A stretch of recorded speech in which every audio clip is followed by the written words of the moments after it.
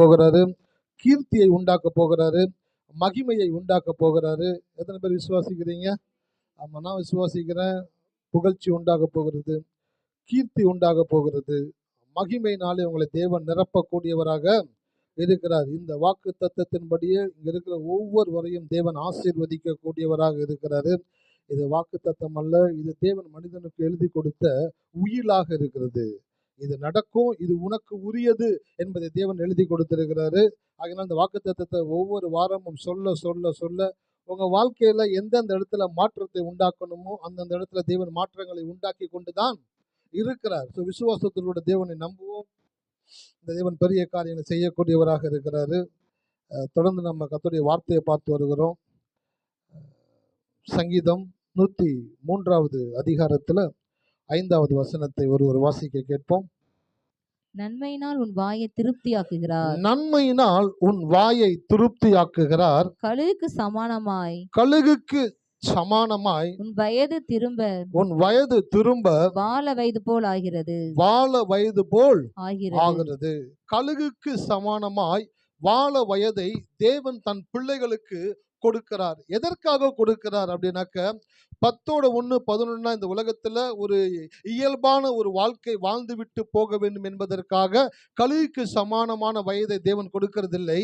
கழுகுக்கு சமான வயதை ஏன் கொடுக்கிறார் என்றால், இந்த உலகத்துல ஒரு யூனிக்னஸான ஒரு லைஃப்பை நம்ம வாழ்ந்து காட்டணும், கடவுளுக்காக ஒரு தனித்துவம் வாய்ந்த ஒரு வாழ்க்கை வாழ வேண்டும் என்பதற்காக தான் தேவன் கழுகுக்கு சமானமான வயதை நமக்கு கொடுக்கக்கூடியவராக இருக்கிறாரு. ஸோ ஒவ்வொரு நாளையும் நம்ம கடந்து வரும் பொழுது நம்ம ஒரு நாள் முடிஞ்சிருச்சுன்னு நினைக்கக்கூடாது. இந்த ஒரு நாளை கடந்து இருக்கிறேன், இனி அடுத்து வருகிற ஒவ்வொரு நாளும் நான் தேவனுக்காக எழுந்து பிரகாசிக்க போகிறேன், நான் விரும்பியதை, நான் ஆசைப்பட்டதை தேவன் என் வாழ்க்கையில தருவார் என்ற ஒரு மன நிறைவோடு கூட கடந்து போகிறது தான் கழுகுக்கு சமானமான வயதை வாழ்வதற்கு நம்மளை தகுதிப்படுத்தக்கூடியதாக இருக்கிறது. ஒரு காரியத்தை எழுதிட்டு வந்திருக்கிறேன். என்னன்னாக்க, வெந்தது வீண் போகாது, வேகாதது விலை போகாது. வெந்தது, ஆமா, வேகாதது விலை போகாது.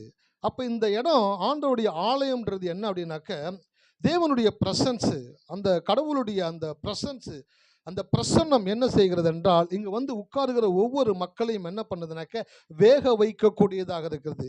எதுக்கு வேக வைக்கிறார் அப்படின்னாக்க, அவங்கள வேக வைக்கும் பொழுதுதான் அவங்க எப்படிப்பட்டவங்களா மாறுறாங்கனாக்க விலை போகக்கூடியவர்களாய் மாறுகிறார்கள்.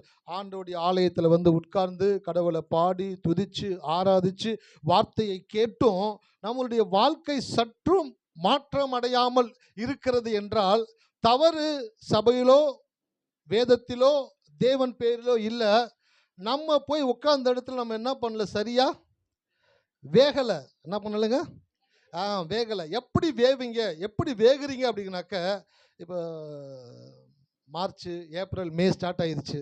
இதுக்கப்புறம் 3 ஏசி போட்டாலும் வேர்த்து ஊற்றிக்கிட்டே தான் இருக்கும். அப்படியே வெந்து போகுதியா, சில பேர் சொல்லுவாங்கள்ல, அப்படியே வெந்து போகுதியா உள்ளே வந்தாலே.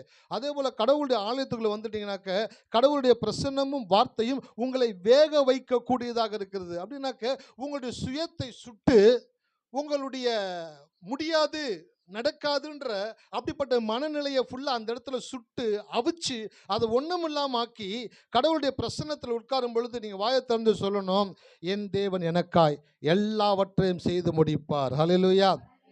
இதுதான் என்னன்னாக்க வெந்தது. அதான் சொல்லப்பட்டிருக்குது, வெந்தது வீண் போகாது, வேகாதது விலை போகாது. ஸோ ஆண்டோடைய ஆலயத்தில் உட்கார்ந்து கடவுளுடைய வார்த்தையை கேட்டு பாடி துதிச்சு ஆராதிச்சு வார்த்தையை கேட்டு நீங்கள் உங்களை அறியாமலேயே நீங்கள் என்ன பண்ணிட்டீங்கன்னாக்க உங்களை தேவன் வேக வைத்து கொண்டிருக்கிறார். உள்ளுக்குள்ளாக நீங்கள் வெந்து கொண்டிருக்கிறீர்கள். வீட்டில் என்ன பண்ணுறாங்க, குக்கரில் இட்லி அவிக்கிறாங்க. அவிக்கும் பொழுது என்ன பண்ணுறாங்கனாக்க மேலே இருக்க இட்லி என்ன பண்ணுறாங்க, செக் பண்ணி பார்க்குறாங்க, வெந்துருச்சா அப்படின்னு பார்க்குறாங்க. வெந்துருச்சு அப்படின்னு என்ன பண்ணுறாங்க, எடுத்துடுறாங்க. சார் என்ன மேலே இருக்க இட்லி மட்டும் பார்த்தீங்க, கீழே வீட்டிலாம் என்னாச்சு சார்? கீழே வெந்துக்கிட்டே தான் மேலே கடைசியாக அது வேகக்கூடியதாக இருக்குது. அப்போ மேலே இருக்கிற இட்லியை தொட்டு பார்த்துட்டாலே தெரிஞ்சு போயிடும் இந்த எல்லா இட்லியும் வெந்துருச்சு அப்படின்ற மாதிரி. அதே போல் ஒரு பானை சோத்துக்கு ஒரு சோறு போதும். சோறு எடுத்து நசுக்கி பார்க்குறாங்க, வெந்துருச்சு. டக்குன்னு வடித்து சாப்பாடு ரெடி பண்ண ஆரம்பிச்சிடுறாங்க. அப்போ என்னக்கா, உள்ளுக்குள்ளே இருந்து அப்படியே வெந்துக்கிட்டே வந்து தான் வெளியில் அதனுடைய தன்மை தெரியக்கூடியதாக இருக்கிறது. அதே போல தான் நீங்கள் ஆண்டவருடைய ஆலயத்தில் வந்து உட்காரும் பொழுது உங்களுக்கு உள்ளுக்குள்ள தேவன் வேலை பார்த்து கொண்டிருக்கிறார். ஹல்லேலூயா. வெளியில் வேணால் மாறாமல் இருக்கலாம், வெளியில் மாற்றம் வராமல் இருக்கலாம், மாற்றங்கள் தெரியாமல் இருக்கலாம். சில பேர்லாம் வந்து பார்த்தீங்கன்னு வச்சுங்களேன், பொய் சொல்லக்கூடியவங்களா இருப்பாங்க. அப்படி பொய் சொல்லக்கூடியவங்க ஆண்டவருடைய ஆலயத்துக்கு வந்து ஆண்டவரை ஏற்றுக்கொண்டு ஆண்டவரை பாடி துதித்து ஆராதித்து உபவாசித்து திருவிருந்தெடுத்து எல்லாமே செஞ்சுருந்தா கூட அந்த பொய் பார்த்தீங்கன்னாக்கா அவங்களால விட முடியாத ஒரு காரியமாக இருக்கும். அந்த ஒரு காரியம் வந்து அவங்களை ஒவ்வொரு நாளும் வாழ்க்கையில் இழுத்துக்கிட்டே இருக்கும். நீ எல்லாம் செய்கிற, இந்த பொய் சொல்கிற, நீ எல்லாம் பண்ணுற, இந்த பொய் மட்டும் உன்னால் விட முடியல. இது இருக்கிறனால உன் கூட கடவுள் இருக்க மாட்டார் அப்படின்னு பிசாசு சொல்லிக்கிட்டே இருப்பான். சில பேர் என்ன பண்ணிடுறாங்க, இந்த பொய்யை நம்பிடுறாங்க. ஆமாம், நம்ம கூட கடவுள் இல்லை அப்படின்றது. பாருங்க, மரமானது அதன் கனியினால் அறியப்படும். அப்போ மரம் உடனே கனி கொடுக்கறது கிடையாது. மரம் என்ற விதையை மண்ணில் போட்டு அந்த விதை அப்படியே வளர்ந்து செடியாகி மரமாகி பூ பூத்து காய் காய்த்து அப்புறம் தான் என்ன பண்ணுதுங்க, கனி கொடுக்கக்கூடியதாக இருக்குது. அதனால வெளியில வராத மாற்றங்களை குறித்து கவலைப்படாதீங்க. வெளியில மாற்றங்கள் லேட்டாக தான் வரும். அல்லேலூயா. உள்ளுக்குள்ள மாறுதா, உள்ளுக்குள்ள நம்பிக்கை வருதா, விசுவாசம் வருதா, தேவன் என் கூட இருக்கிறான்னு நம்புறீங்களா? அந்த நம்பிக்கை உங்களை நாளடைவில் என்ன ஆகுனாக்கா மாற்றி மாற்றி மாற்றி உங்களை ஒரு பர்ஃபெக்டான ஒரு பர்சனாலிட்டியாக தேவன் மாற்றக்கூடியவராக இருக்கிறார். இன்றைக்கு ரொம்ப சிறப்பாக இருக்கிற ஆட்கள் எல்லாம் ஒரு நாள் ரொம்ப மோசமான ஆட்களாக இருந்தவங்க தான். அவங்கள கடவுள் தெரிஞ்சு உருவாக்கி கீழே விழுந்து பாவம் செஞ்சு பின்மாற்றத்தில் போய் தப்பாக வாழ்ந்து எல்லா காரியத்தை கடந்து கிடந்து கடவுள் உருவாக்கிக்கிட்டே வருகிறார். உருவாக்கி உருவாக்கி ஒரு இடத்துல வந்த பிற்பாடு தேவன் அவர்களை நிலை நிறுத்தக்கூடியவராக இருக்கிறார். அப்போ இந்த மாலை வேளை நான் சொல்கிறேன், உங்கள் வாழ்க்கையில் நீங்கள் தேவ சமூகத்தில் வந்து உட்காரும் பொழுதெல்லாம் தேவன் உங்களை வேக வைக்கக்கூடியவராக இருக்கிறார். நீங்கள் எவ்வளவுக்கு எவ்வளவு வேகுறீங்களோ, வெந்துக்கிட்டே இருக்கிறீங்களோ, அவ்வளவுக்கு அவ்வளவு உங்களுடைய திறனையும் உங்களுடைய தன்மையையும் தேவன் இந்த உலகத்திலே காட்டக்கூடியவராக இருக்கிறார். ஸோ தொடர்ந்து கடவுளுடைய வார்த்தையை கேளுங்க. அந்த வார்த்தை உங்களுடைய வாழ்க்கையில் பெரிய மாற்றங்களை உண்டாக்கக்கூடியதாக இருக்கிறது. ஸோ கழுகுக்கு சமானமாய் திரும்ப வாழ வயது தேவன் கொடுக்கிறார். ஸோ கழுகு குறித்து பல வாரங்களை பேசிட்டு வரேன். திருப்பி அதனுடைய 5 தன்மைகளுக்குள்ளே போக நான் விரும்பலை. அந்த முதல் தன்மை உங்களுக்கு காண்பித்து கொடுத்தேன். கழுகு அதிக உயரத்திலே பறக்கும் தன்மை கொண்டது. ஸோ அந்த கழுகுனுடைய தன்மையினுடைய முதல் காரியம் என்னன்னாக்க, கழுகு அதிக உயரத்திலே பறக்கும் தன்மை கொண்டது. கழுகு அதிக உயரத்திலே பறக்கும் தன்மை கொண்டதாக இருந்தால் மனிதனாகிய எனக்கு தேவன் என்ன தன்மையை கொடுத்திருக்கிறார் என்று நான் அறிந்து கொள்ள கடமையாக இருக்கிறது. கழுகு உயரத்தில் பறக்குது, அதனுடைய தன்மையை குறித்து பேசுறதுக்காக கர்த்தர் அழைக்கல. அது உயரத்தில் பறக்கிறது, அதனுடைய தன்மை என்றால் மனிதனாகிய நான் எனக்கு தேவன் எப்படிப்பட்ட தன்மையை கொடுத்திருக்கிறார் என்பதை நான் அறிந்து கொண்டால் மாத்திரமே கழுகை போல என்னால் இந்த உலகத்தில் வாழ முடியும். ஒரு வசனம் எடுத்து வாசிங்க. ஆதியாகமம் 1. நன்றி ஆண்டவரே. ஹல்லேலூயா. Jesus Jesus Jesus.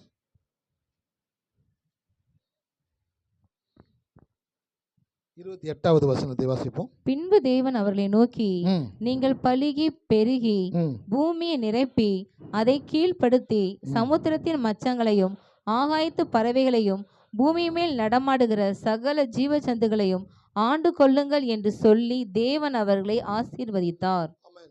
பாருங்க, கடவுள் மனுஷனுக்கு என்ன தன்மை கொடுத்திருக்கிறாரு அப்படின்னு பார்க்கணும். அப்படின்னாக்க ஆதியாகமம் 1:28க்கு போனாதான் மனுஷனுடைய தன்மை என்ன என்ன என்று நம்மளால் அறிந்து கொள்ள முடியும்.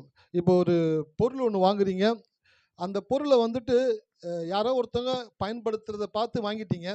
வாங்கினவங்க நீங்கள் வீட்டுக்கு வந்தீங்கன்னா அந்த பொருளை உங்களுக்கு பயன்படுத்த தெரியல. அப்போ என்ன பண்ணுறீங்கன்னாக்கா, அந்த பொருளை பயன்படுத்துறவங்க கிட்ட எடுத்துகிட்டு போகிறீங்க.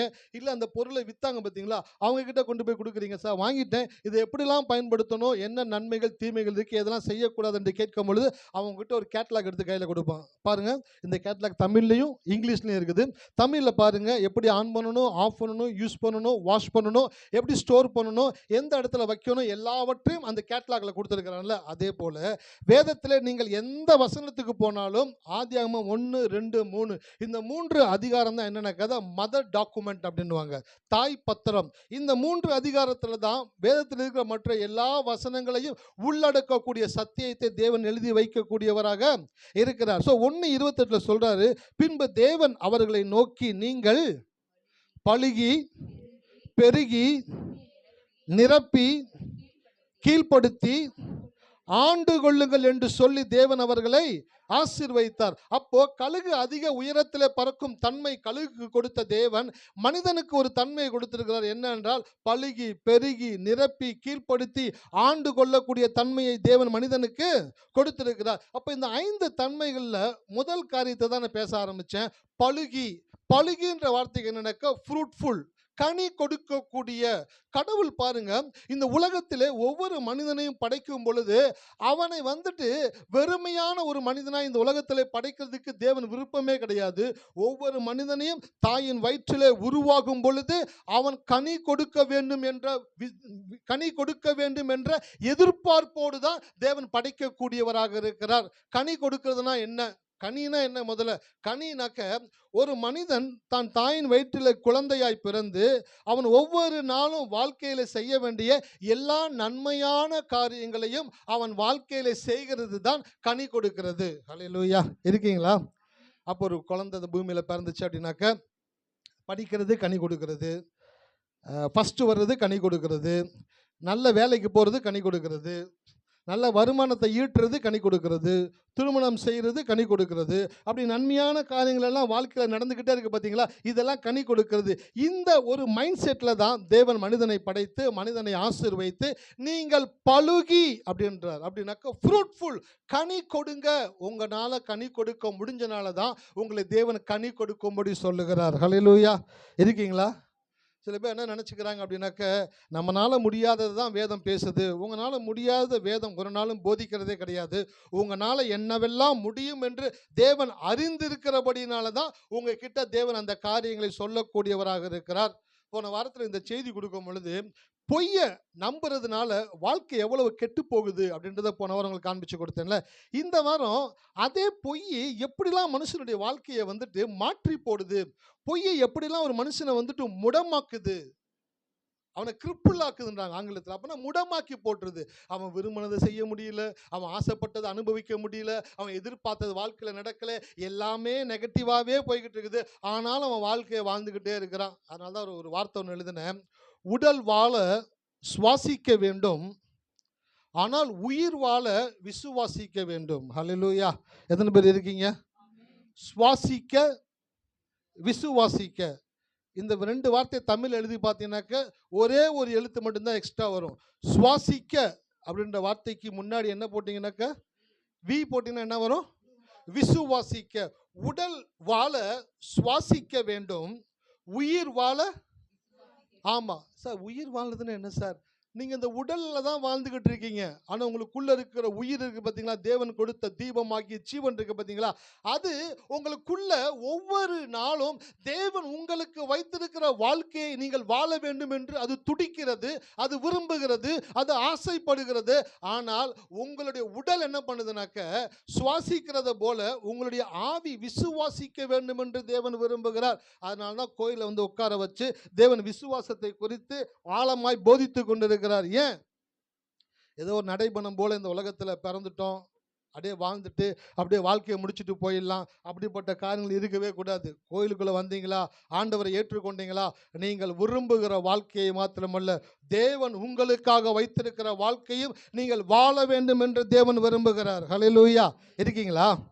ஒவ்வொரு சிருஷ்டிப்புகளுக்குள்ளும் தரத்தை வைத்த தேவன் மனிதனுக்குள் மாத்திரமே தன்னுடைய தராதரத்தை வைத்தார். ஒவ்வொரு வாரமும் ஒரு சில காரியங்களை அவங்க இடத்துல பேசுகிறேன். அது எத்தனை பேர் கவனிக்கிறீங்க, எத்தனை பேர் அதை உள்வாங்குறீங்கன்னு தெரியல. ஆனால் அதை நீங்கள் உள்வாங்கும் பொழுது கட்டாயமாக சொல்கிறேன், நீங்கள் வீட்டுக்கு போகும்போது கிடையாது, செய்து முடித்த உடனே அது உங்களுக்குள்ள ஒரு தாக்கத்தை உண்டாக்க ஆரம்பிச்சிடும். அல்லேலூயா. தாக்கத்தை. ஆமாம். சபை முடிஞ்ச உடனே வேறு மனுஷங்களாக மாறிவிடக்கூடாது.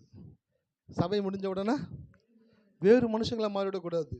சபை முடிஞ்ச உடனே முக்காட்டு எடுக்கிறது போல் சில பேர் என்ன பண்ணுறாங்க, சபை முடிஞ்ச உடனே அப்புறம் அப்போ அது என்னாச்சு நினைக்கிறேன், அது என்னாச்சு, அது இப்படியாச்சு, இது எப்படியாச்சு, யார் என்ன சொன்னா, சரி பார்த்தாக்க இன்னும் வேறு உலகத்தில் வாழ்ந்துக்கிட்டு இருக்கிறாங்களே. அப்போ இவ்வளோ நேரம் செய்தி கேட்டாங்களே, அந்த செய்தியினுடைய தாக்கம் அவங்க உள்ளத்துக்குள்ளே போய் வேலை செஞ்சிருக்கா இல்லையா அப்படின்ட்டு ஊழியக்காரர் கவனிக்கக்கூடியவராக இருக்கிறார். ஹல்லேலூயா. இருக்கீங்களா? ஆமாம். செய்தி கொடுக்கும் பொழுது ஆராதனை நடக்கும்போது தேவ தூதர்கள் உற்று பார்க்க ஆசையா இருக்கிறாங்களாம். ஆராதனை முடிந்த பிற்பாடு தேவன் தன் பிள்ளைகள் என்ன பேசிக் கொள்ளுகிறார்கள் என்பதை கேட்ட கவனமாக இருக்கிறாரா. இவள் நேரம் பாடுறாங்க, துதிச்சாங்க, ஆராதிச்சாங்க, செய்தி கேட்டாங்க. செய்தி கேட்ட பிற்பாடு இப்போ அவங்க எதை குறித்து பேசிக்கிட்டு இருக்கிறாங்க அப்படின்றத தேவன் கவனிக்கக்கூடியவராக இருக்கிறார். அப்போ உங்க வாழ்க்கையில நீங்க ஆலயத்துல வந்து செய்தி கேட்ட பிற்பாடு கேட்ட செய்தியை கொஞ்ச நேரம் நீங்க என்ன பண்ணணும்னாக்கா உங்க கூட என்ன பண்ணணும், ஷேர் பண்ணணும். இந்த செய்தி இந்த பிரதர் கொடுத்தாங்க, ஊழியக்காரர் பேசினார்ல, இந்த இடத்துல இந்த இது சொன்னாங்க பார்த்தீங்களா, இது எனக்குள்ள ஒரு தாக்கத்தை உண்டாக்குச்சு அப்படின்ட்டு நீங்க பேசுறீங்க பார்த்தீங்களா. பேசும் பொழுதுதான் உங்களுக்குள்ள பரிசுத்த ஆவியானவர் அந்த கங்க அக்கினியாய் மாத்துகிறார். ஹல்லேலூயா. சில பேர் செய்தி கேட்டு முடிச்சோன்னா சாம்பல் ஆயிடுறாங்க. செய்தி கேட்டு முடிச்சோன்னா சாம்பல் ஆயிடுறாங்க. நாங்களே சின்ன வயசுல சாம்பலை வச்சு தான் பல்லு விளக்குவோம். அடுப்பு கறி எரிப்பாங்க, எருவாட்டி வச்சு எரிப்பாங்க. எல்லாம் முடிச்ச பிற்பாடு காலைல எந்திரிச்சு போனோம்னா அடுப்பு கிட்ட போயிட்டு அப்படியே தள்ளுவோம். தள்ளி ஒரு பத்தை மாதிரி இருக்கும், எடுத்து அதை உடச்சி கொஞ்சம் போட்டு சாம்பலை தொட்டு தான் பல்லு விளக்குவோம். அதே போல் சில பேர் செய்தி முடிச்சோன்னா சாம்பல் ஆகிடுவாங்க. அப்படியே செய்தி முடிச்சோன்னா சாம்பல் ஆகக்கூடாது. செய்தி கேட்டு முடிச்சோன்னா உங்களுக்குள்ள ஒரு கங்கு இருக்குது பார்த்தீங்களா, அந்த கங்கை நீங்கள் அனல் மூட்டினோம். அனல் மூட்டும் பொழுது தான் அது எரியக்கூடியதாக இருக்கிறது. செய்து முடிச்சோன்னு உட்காருறீங்களா, பேசுறீங்களா, தாராளமாக பேசுங்க. ஆனால் கொஞ்சம் ஃபியூ செகண்ட்ஸ், ஃபியூ மினிட்ஸ் அந்த வார்த்தையை குறித்து தியானம் பண்ணுங்க, ஷேர் பண்ணுங்க, உங்க இடத்துல பேசுங்க. இந்த மாதிரி கர்த்தர் பேசினாரு, இந்த மாதிரி வசனம் சொன்னாங்களே, இதன்படி நம்முடைய வாழ்க்கை இருக்க வேண்டும் என்று தேவன் விரும்புகிறார் என்று சொல்லி நீங்கள் பேசும் பொழுது அந்த அக்கினியை தேவன் எழுப்பி விடக்கூடியவராக இருக்கிறார். ஹல்லேலூயா. இருக்கீங்களா? ஒவ்வொரு சிருஷ்டிப்புகளுக்குள்ளும் தரத்தை வைத்த தேவன் மனிதனுக்குள் மாத்திரமே தன்னுடைய தராதரத்தை வைத்தார். சில பேர் சொல்லுவாங்கல்ல, உனக்கெல்லாம் வந்து உட்கார்றதுக்கு தகுதியே கிடையாது, தரமே கிடையாது அப்படின்னு சொல்லுவாங்க. சில பேர் சொல்லுவாங்க, என்ன உனக்கு தராதரம் இருக்கு, நீ வந்து எங்ககிட்ட வந்து உட்காந்துக்கிட்டு இருக்க, எங்கள் வீட்டுக்குள்ளே வர்றதுக்கு உனக்கு என்ன தராதரம் இருக்குது அப்படின்னு சில பேர் கேட்குறாங்கல்ல. அதுதான் சொல்கிறேன், கடவுள் ஒவ்வொரு சிருஷ்டிப்புகளுக்குள்ளும் தரத்தை வைத்தாரா. அப்படின்னாக்க இந்த உலகத்தில் தேவன் படைத்த ஒவ்வொரு சிருஷ்டிப்புகளுக்குள்ளும் தேவன் ஒரு தன்மையை வைத்திருக்கிறார். பாருங்க, ஒரு சின்ன ஒரு எறும்பு எடுத்துக்கங்களேன். அந்த எறும்புனால என்ன பயன் என்னையாச்சும் யோசிச்சிருக்கீங்களா? ஆனால் தேவன் எந்த ஒரு பயனுமே இல்லாமல் அந்த எறும்பை படைச்சிருப்பான்னு நினைக்கிறீங்களா? நீதிமொழிகள் பிரசங்கிகள் எடுத்து வாசிச்சு பாருங்க. எறும்பின் இடத்துல போய் நீ சொல்லுங்க, சுறுசுறுப்பை கற்றுக்கொள். நம்ம எறும்பை பார்க்குறோம், ஐயோ இந்த எறும்பா இருக்கு, சாப்பீஸை வாங்கி ஒரு கோடு போடு, எறும்பு வரக்கூடாது. ஆனால் கடவுள் ஏன் எறும்பை படைச்சிருக்கிறாருனாக்க, அந்த எறும்பை பார்க்கும் பொழுது, வேதத்தை படிக்கும் பொழுது கடவுள் சொல்லுவார், எறும்பின் இடத்துல போய் சுறுசுறுப்பை கற்றுக்கொள். அந்த எறும்புக்குள்ள தேவன் என்ன வச்சிருக்கிறாருங்க? சுறுசுறுப்பை வச்சிருக்கிறார். அப்போ ஒரு மனுஷன் சோர்ந்து போய் உடஞ்சு போய் அப்படியே உட்கார்ந்து இருக்கும் பொழுது அந்த எறும்பை பார்க்குறான். அந்த எறும்பை பார்க்கும் பொழுது கடவுள் தன்னுடைய வார்த்தையை கொண்டு அவனோடு பேசுகிறாரு. அந்த எறும்பு எப்படி சுறுசுறுப்பாக இருக்கு, சின்ன எறும்பு நசுக்குனா நசுங்கி செத்து போயிடும். அந்த எறும்புகளுக்குள்ள தேவன் என்ன வைத்திருக்கிறாரு? சுறுசுறுப்பை வச்சிருக்கிறாரு. நீ கடவுளுடைய படைப்பா இருக்கிற, தேவனுடைய சாயலா இருக்கிற, நீ போய் சோர்ந்து உட்காரலாமா அப்படின்றத உங்களை உணர்த்துவதற்காகத்தான் தேவன் எறும்பை படைத்திருக்கிறார். ஹல்லேலூயா. ஆமா, ஒரு முறை ஒரு ராஜா பல முறை தோல்வி அடைஞ்சுக்கிட்டே இருந்தார். யுத்தத்தில் தோத்து தோத்து தோத்து தோத்து போயிட்டு இனி ஜெயிக்கவே முடியாத நிலைக்கு வந்துட்டாராம். சோர்ந்து போய் உட்காந்துக்கிட்டு இருக்கும் பொழுது ஒரு இடத்துல ஒரு சிலந்தி பூச்சி என்ன பண்ணுச்சுனாக்க கூடு கட்டிக்கிட்டு இருந்துச்சான். கூடு கட்டுதான், இவர் தட்டி விடுறாராம், கீழே விழுந்துருச்சான். திருப்பியும் அந்த சிலந்தி பூச்சி ஸ்பைடர் மேலே போகுதாம், மறுபடியும் தனக்குள்ள அந்த திரவத்தை உருவாக்கி மறுபடியும் அந்த கூட்டை கட்டுச்சான்.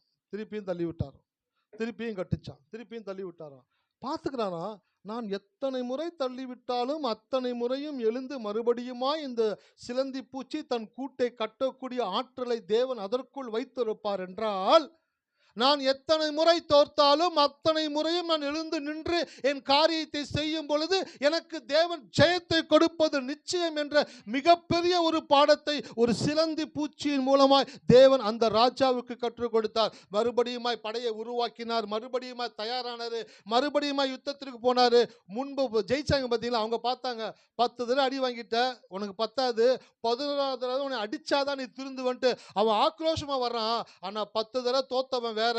இப்ப 11வது முறை அவன் எதிர்கொண்டு போகிறவன் யார் என்றால், தேவன் அவனுக்கு கொடுத்த வெளிப்பாட்டோடு கூட கடந்து போனான். ஜெயித்து அவன் பெரிய ராஜ்யத்தை பிடித்தான். ஹல்லேலூயா. சார், ஒவ்வொரு உயிரினத்திற்குள்ளும் தேவன் ஒரு சிறப்பை வைத்திருக்கிறார் சார். அதனால நீங்க சும்மா நினைச்சிடக்கூடாது. ஒரு மூட்டை பூச்சியா இருக்கட்டும், ஒரு கொசுவா இருக்கட்டும், ஒரு கரப்பாம்பூச்சியா இருக்கட்டும், எதுவாக இருக்கட்டும், கடவுள் படைத்த படைப்பு எல்லாத்துக்குள்ள கடவுள் என்ன வச்சிருக்கிறாருங்க? தரத்தை வைத்திருக்கிறார். அதுக்குள்ள ஒரு ஆற்றலை வைத்திருக்கிறார். ஆனா மனிதனுக்குள் மாத்திரம் தேவன் தன்னுடைய தராதரத்தை வைத்திருக்கிறார். அப்படின்னாக்க யுனிக் ஸ்டாண்டர்ட். கடவுள்னால் என்ன முடியுமோ அதை மனிதனால் செய்ய முடியும் என்ற ஆற்றலை தேவன் மனிதனுக்குள் வைத்திருக்கிறார். ஹல்லேலூயா. எல்லாரும் உங்களுடைய தலையின் மேல கை வைத்து சொல்லுங்க. வெக்கப்படாதீங்க, கூச்சப்படாதீங்க. ஆண்டவருடைய ஆலயத்தில் ஊழியக்காரர் சொல்லும் பொழுது செய்யுங்க. அது உங்கள் வாழ்க்கையில் பெரிய பலனை உண்டாக்கும். ஹல்லேலூயா. உங்கள் தலையின் மேலே கை வச்சு சொல்லுங்க, என் மேல தேவனுடைய தராதரம் இருக்கிறது. ஆகையினால நான் யுனிக் பர்சனா, தனித்துவம் வாய்ந்தவனாக, தேவனை வெளிப்படுத்துகிறவனாக, வெற்றி வாழ்க்கை வாழ்கிறவனாக என்னை தேவன் படைத்திருக்கிறார். நான் கனி கொடுப்பேன். நான் ஆசைப்படுகிற வாழ்க்கையை வாழுவேன். நான் விரும்புகிறதை அடைவேன். ஆமென். ஹல்லேலூயா. அதுக்கு தான் சார் ஒரு கோயிலை கடவுள் வச்சிருக்கிறாரு. ஹல்லேலூயா. இப்போ இனிமேல் வீட்டில் போய் எறும்பை பார்த்தீங்கன்னாக்கா சாப்பீஸ் எடுத்து கோடு போடுறதுக்கு முன்னாடி அதனுடைய சுறுசுறுப்பை பாருங்க. சோர்ந்து போயிருக்கிறீங்களா? அந்த எறும்பை கொஞ்சம் நேரம் ஒத்து கவனித்து பார்த்தீங்கன்னாக்கா குடு குடு குடு குடு குடு குடுன்னு இங்கிட்டும் அங்கிட்டும் இங்கிட்டும் அங்கிட்டும் ஓடிக்கிட்டே இருக்குது. அதுக்கு என்ன சார் எதிர்காலம் இருக்குது? எதுக்கு சார் ஓடுது? அது தன்னுடைய வயிற்றில் இருக்கிற அந்த சின்ன வயிற்றில் இருக்கிற ஆகாரத்திற்காக அவ்வளவு சுறுசுறுப்பாக செயல்பட்டு கொண்டு இருக்கிறது. நீங்கள் சோர்ந்து போய் உடஞ்சு போய் ஒன்றுமே செய்ய முடியாதவங்களா உங்களை உட்கார வைக்கிறது எது தெரியுங்களா? பிசாசுனுடைய பொய். உனக்கு நடக்காது, உனக்கு வராது, உனக்கு முடியாதுன்றதை சொல்லி சொல்லி சொல்லியே உங்களுடைய சுறுசுறுப்பு தன்மையை உங்களிருந்து எடுத்து போடுகிறான். அது மாத்திரமில்லை, வீட்டில் உட்காந்துருக்கீங்களா, அந்த சிலந்தி பூச்சி அப்படியே பாருங்க. அந்த சிலந்தி பூச்சி, சின்ன சிலந்தி பூச்சி தனக்காக ஒரு கூட்டை எப்படி கட்டுது பாருங்களேன்.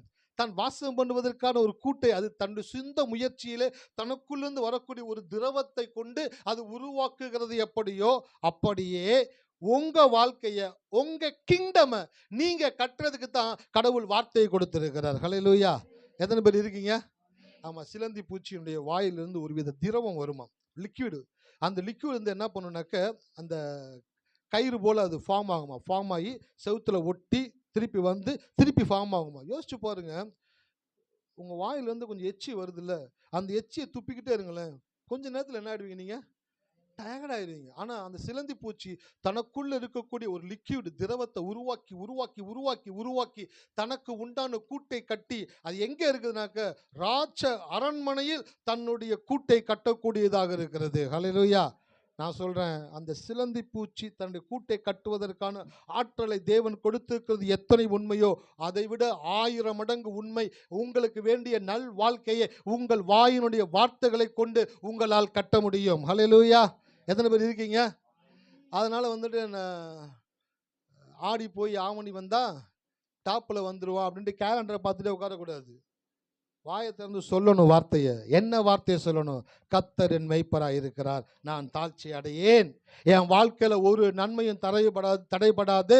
என் ஜீவனுள்ள நாளெல்லாம் நன்மையும் கிருபையும் என்னை தொடரும். இந்த வாக்கு தத்தங்கள் எடுத்து வாயில வச்சு சொல்ல சொல்ல சொல்ல உங்களுக்குரிய கூட்டை நீங்கள் கட்டக்கூடியவர்களாக இருக்கிறீங்க. பறவைகள் தன்னுடைய கூட்டை கட்டுது சார். பறவைகளுக்கு யாராச்சும் கூடு கட்டி கொடுக்குறாங்களா?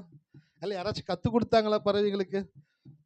பறவை எப்படி கற்றுக்குது பாருங்களேன். சின்ன சின்ன குச்சிகள் எடுத்து, சின்ன சின்ன பேப்பர்களை எடுத்து ஒரு மரத்தில் போய் வச்சு வச்சு வச்சு வச்சு தன் கூட்டை எப்படி ஒரு பறவை கட்டுகிறதோ, ஆனால் அந்த பறவைக்கு எப்படி கட்டணுன்னே தெரியாது. ஆனால் அந்த தன் கூட்டை கட்டக்கூடியதாக இருக்குது. ஆனால் உங்களை ஆலயத்தில் கூட்டு வந்து உட்கார வச்சு பாட்டு பாடி ஆராதனை பண்ணி 1 மணி நேரம் ஒரு ஊழியக்கார் செய்தி கொடுத்து, இதை பாருங்க சிஸ்டர், இதை பாருங்க பிரதர், அவ விசுவாசமாக பேசக்கூடாது, பயப்படக்கூடாது, சந்தேகப்படக்கூடாது, உங்கள் வாயை திறந்து கர்த்தர் நல்லவர் கர்த்தர்னு சொல்லுங்க.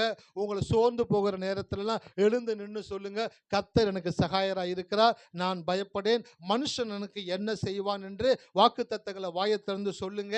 என் வாழ்க்கையில் இருக்கக்கூடிய இருளை தேவன் வெளிச்சமாய் மாற்றுவார்னு சொல்லுங்க. வியாதியில் இருக்கிற நான் இயேசுவின் நாமத்தினாலே சுகமாய் இருப்பேன் என்று சொல்லுங்க. கூட்ட கட்டுறதற்கு இங்க கத்து கொடுக்கிறோம். இங்க கத்து கொடுத்து கூட சில பேர்னால தன்னுடைய கூட்ட சரியா கட்ட, பறவைகளுக்கு கற்றுக் கொடுக்க ஆள் இல்லை, ஆனாலும் தேவன் கொடுத்த ஞானத்தினாலே தன் கூட்டை கட்டுகிறது. உங்களுக்கு ஒரு கோயிலை வச்சு அங்க ஒரு ஊழியக்காரை வச்சு 1 மணி நேரம் பிரசங்கித்தோம். உங்களுடைய வாழ்க்கையை மெருகேற்ற வேண்டும் என்று தேவன் விரும்புகிறார். அதனால ஒவ்வொரு வாரம் இங்க ஒரு ஆளை உட்கார வச்சு தேவன் பேச வைத்துக் கொண்டிருக்கிறார். எதுக்கு? எப்படினாலும் உங்களுக்கு நல்ல வாழ்க்கையை தேவன் கொடுக்க விரும்புகிறார். ஹல்லேலூயா. இருக்கிறீங்களா? அப்போ ஒவ்வொரு சிருஷ்டிப்புகளுக்குள்ளும் தரத்தை வைத்த தேவன் மனிதனுக்குள் மாத்திரமே தன்னுடைய தராதரத்தை வைத்திருக்கிறார். நீங்க எல்லாம் தேவனை போல சிருஷ்டிக்க கூடியவர்கள். ஹல்லேலூயா. உருவாக்கக்கூடியவர்கள். உங்க வாயிலிருந்து வரக்கூடிய வார்த்தைகளை தேவன் உருவாக்கம் செய்யக்கூடிய வார்த்தைகளாகத்தான் உங்களுக்கு கொடுத்திருக்கிறார். அதனாலதான் சொன்னேன், உடல் வாழ என்ன பண்ணணும்? ஆமா, உயிர் வாழ விசுவாசிக்கணும். இந்த உடல் வாழ சுவாசிக்கணும் அப்படின்னு சொன்ன பார்த்தீங்களா? இந்த உடல் எப்படி வாழுது அப்படின்றத சீக்கிரமா சொல்லிட்டு நான் கடந்து போக விரும்புறேன். இந்த உடல் என்ன பண்ணுதுனாக்க, வெளியிலிருந்து ஆக்சிஜனை இந்த மூக்கு வழியா சுவாசிச்சு லங்ஸுக்கு கொண்டு போகுதான். எத்தனை பேர் கவனிக்கிறீங்க? ஹல்லேலூயா. ஏன்னா சில காரியங்களை சொல்லும் பொழுது உன்னோடு ஒப்பிட்டு சொல்லும் பொழுது தான் உங்களுக்கு அந்த காரியம் கொஞ்சம் டீப்பாக விளங்கக்கூடியதாக இருக்குது. ஸோ வெளியில் இருக்கிற ஆக்சிஜனை உங்கள் மூக்கு வழி என்ன பண்ணுறீங்க? சுவாசிக்கிறீங்க. சுவாசிச்சு இந்த ஆக்சிஜன் எங்கே போகுதுனாக்க லங்ஸுக்கு போகுதான். லங்ஸில் போய் என்ன பண்ணுதுனாக்க, அங்கே இருந்து செல்லுகள் மூலமாக எல்லா உறுப்புகளுக்கும் எல்லா அவயங்களுக்கும் அந்த ஆக்சிஜன் வந்து புறப்பட்டு போகுதான். அந்த ஆக்சிஜன் என்ன பண்ணுதுனாக்க, நீங்கள் சாப்பிட்ட உணவு குடித்த தண்ணி இருக்குது பார்த்தீங்களா, அதில் இருக்கக்கூடிய சத்தை எடுத்து எல்லா உறுப்புகளுக்கும் என்ன பண்ணுதுனாக்க டிரான்ஸ்ஃபர் பண்ணுதான், கொண்டு போய் கொடுக்குதான். இப்படி அந்த ஆக்சிஜன் உங்கள் உடலுக்குள்ளே போய் லங்ஸ் மூலமாக எல்லா உறுப்புகளுக்கும் சென்று ஆக்சிஜன் தன் சத்தை கொடுக்கும் பொழுது அந்த ஆக்சிஜன் என்ன ஆகுதுனாக்க, அதனுடைய வேஸ்ட் தான் என்னன்னாக்க கார்பன் டை ஆக்சைடு அப்படின்னு ஒரு மூலப்பொருளாய் மாறி மறுபடியும் என்ன ஆகுதுனாக்கா லங்ஸுக்கு வந்து, லங்ஸ்ல இருந்து மறுபடியும் என்ன பண்ணுதுனாக்க வெளியில பாருங்க, ஒரு தடவை மூச்சு விடுறீங்க அப்படின்னு மூச்சு விடுறீங்க. இந்த மூச்சு விடுறீங்கள, இதுல எவ்வளவு வேகமா ஒரு வேலையை செய்யும்படி தேவன் வைத்திருக்கிறார் கவனிச்சிங்களா? மூச்சு லங்ஸுக்கு போய், லங்ஸில் இருந்து செல்லுக்கு போய், எல்லா உறுப்புகளுக்கும் போய், எல்லா உறுப்புகளுக்கும் சத்தை கொடுத்து, அந்த சத்திலிருந்து வரக்கூடிய வேஸ்ட்டை மறுபடியும் கொண்டு வந்து லங்ஸுக்கு கொடுத்து, அந்த லங்ஸ் மறுபடியும் அது வெளியில தள்ளி கார்பன் டை ஆக்சைடா வெளியில போகக்கூடியதா இருக்குது. இந்த ப்ராசஸ் ஒரு நாளைக்கு எத்தனை தடவை நடக்கணும்? 10 தடவை. எத்தனை தடவை நடக்கணும் ஒரு நாளைக்கு? சார் நீங்கள் உயிரோடு இருக்கிற வரைக்கும் இந்த ப்ராசஸ் நடக்கணும். ஹல்லேலூயா. இல்லை சார், ஒரு நாளைக்கு ஒரு 10 தடவை நடந்தால் போதும் சார். 10 தடவை நடந்துச்சுனாக்கா அடுத்து 10வது நாள் என்னதுங்க, காரியம் பண்ண வேண்டியதுதான். ஒவ்வொரு நொடி பொழுது இந்த ப்ராசஸ் நடந்துக்கிட்டே இருக்கணும். சுவாசிக்கணும், உள்ளே எடுக்கணும், வெளியில் விடணும், உள்ளே எடுக்கணும், வெளியில் விடணும். அப்போ தான் இந்த உடல் வாழ்ந்து கொண்டு இருக்கிறது என்று அர்த்தம். ஒருத்தன் என்ன பண்ணிட்டான், நைட்டு நல்லா சரக்கை சாப்பிட்ருக்கான், பார்ட்டியில் சரக்கை சாப்பிட்டுட்டு போயிட்டு படுத்தவன் தான். சொந்தக்காரங்களாம் நினச்சாங்க, இந்த பையனை குடியை விட வைக்கணும்னாக்க என்ன பண்ணணும் யோசிச்சாங்க. சரி, நல்ல போதையில் இருக்கிறான்னு சொல்லிட்டு அவனுக்கு ட்ரெஸ் எல்லாம் கழட்டி நல்ல ட்ரெஸ்ஸை போட்டு ஜோராக ட்ரெஸ் பண்ணி அவனை ஒரு சபப்பெட்டிக்குள்ளே வச்சுட்டு, எங்கேங்க சபப்பெட்டியில் வச்சு அவனை அப்படியே பெட்டியோடு தூக்கி கொண்டு போய் சர்ச்சில் வச்சுட்டாங்க. சர்ச்சில் வச்சு சொந்தக்காரங்கெல்லாம் உட்காந்துட்டாங்க. அப்படியே அவன் உள்ளுக்குள்ள சபப்பெட்டிக்குள்ளே இருக்கிறவன் போதை தெளிஞ்சு அப்படியே முழிக்கிறான். முழிச்சு பார்த்தா என்னடா சர்ச்சில் இருக்கிறோமே அப்படின்னு திரும்பி பார்க்குறான். எல்லாரும் சோகமாக உட்காந்துருக்குறாங்க. எல்லாருக்கும் தெரியும் இவன் உயிரோட தான் இருக்கிறான்ட்டு. ஆனால் இவனுக்கு பயமுறுத்தணும், இவன் குடியை இனிமேல் குடிக்கவே கூடாதுன்ற முடிவு எடுக்கிறதுக்காக எல்லாரும் அப்படியே அமைதியாக உட்காந்துருக்குறாங்க. அவன் அப்படியே இந்த பெட்டியிலேருந்து இருந்துச்சு வெளியில் வர்றான். அப்படியே எல்லாத்தையும் பார்க்குறான்.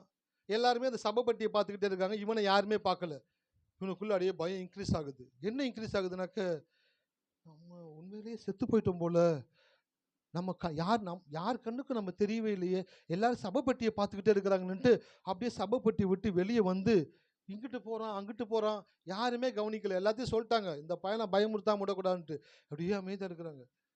அவன் போய் சொல்கிறான், நான் சாகலை நான் சாகலைன்றான். பக்கத்தில் போய் ஒருத்தர் போய் தொடரான் பாருங்க.